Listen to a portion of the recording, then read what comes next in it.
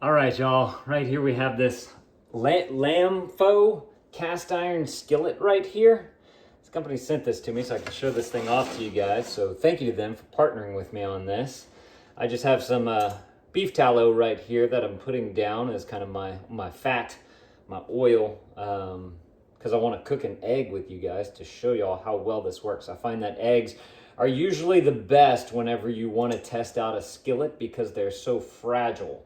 So I went ahead and got the tallow on there. This is just heating up for me. I need to get it going good. But what's cool about this pan, while we're waiting for this to warm up, is that one, it's got this honeycomb texture to it all on the inside. And that's supposed to help with making this cast iron skillet more non-stick, which is awesome. Because I love using cast iron. See, look, if you look down in our oven here, this was our first cast iron skillet that my father-in-law got for me and my wife. And then we've been using this one for probably about a year, maybe a year and a half now, maybe 2 years. I don't know. It's been a while, but we've used this one. And then this company sent us this one. So I'm very curious to see how this kind of honeycomb non-stick thing performs. My wife has actually been using this pan for a few days now, and she was impressed with it. Like, she makes eggs a lot and other, vegetables, meats, frittatas, all that type of stuff. And she hasn't had any issues, so I figured that I would show it off to you guys. Another thing, this is my first time cooking with it too.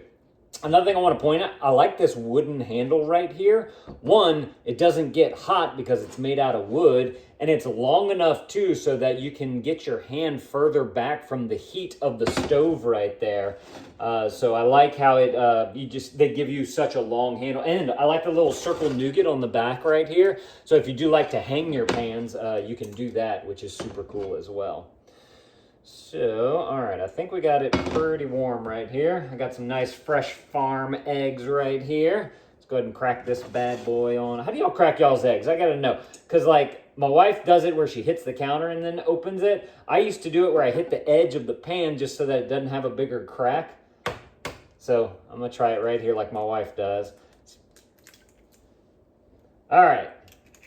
Egg is good. It didn't crack on me, which is fantastic. I usually like mine kind of sunny side up, and so I just usually let it cook right here. It may not be hot enough. Hopefully I got it hot enough to be able to actually cook this thing. And another thing that I do, just kind of a little aside on how I cook my eggs. First of all, I add salt. Love me some salt. But whenever I cook my eggs, I don't like to flip it, but I still want the top to be nice and cooked. So we have this, one of these screens right here, these splatter screens. So I just usually throw that on top, just like this. And then that keeps in some of the heat, and it helps to cook the egg on the top due to the heat that is gonna be engulfing it, basically. So it's my little trick that I've been using recently to be able to not have to flip the egg, which makes it a little bit easier to manage so that you don't break it. Just kind of a little tip there for you. Got my spatula right here. By the way, if you guys want to grab one of these things too, I highly recommend it. Even if you just, not even for eggs, for splattering and whatnot. If you cook with a lot of oils at a high heat that splatter, you just simply throw this on top and then it's good to go. Helps to reduce it all, getting all over the counters and the stove and everything, popping onto you as well. All right, so I can definitely hear it. Sounds like it's popping and I'm trying to think of something that rhymes with popping. Popping and egging. Hey, this is actually working really well. Okay. I see that I got a little bit of clear right here around the yolk, so I want that to cook up a little bit. But all around the edges right here is looking very nice. I'm just going to go ahead and leave that on a little bit longer.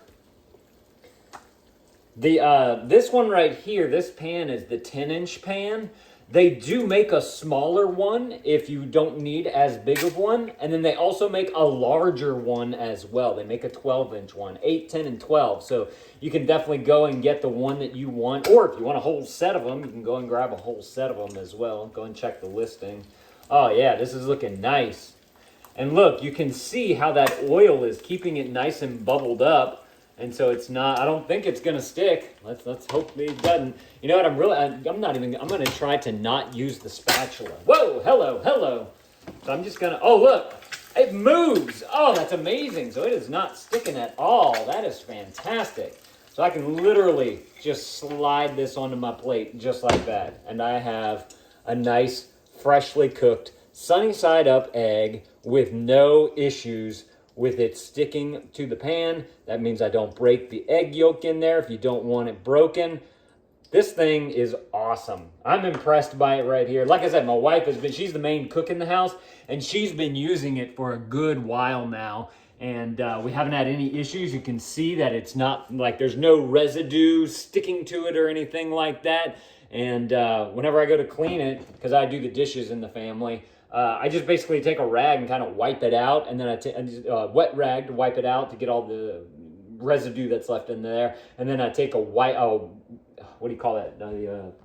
A dry rag, that's what it's called, and I just simply wipe up all the water from there, and then that's what we've been having so far. So yeah, if y'all are looking for an excellent skillet, definitely go and check out this one right here. I am very impressed by what I see here. Thank y'all for watching. Let me know if this was helpful.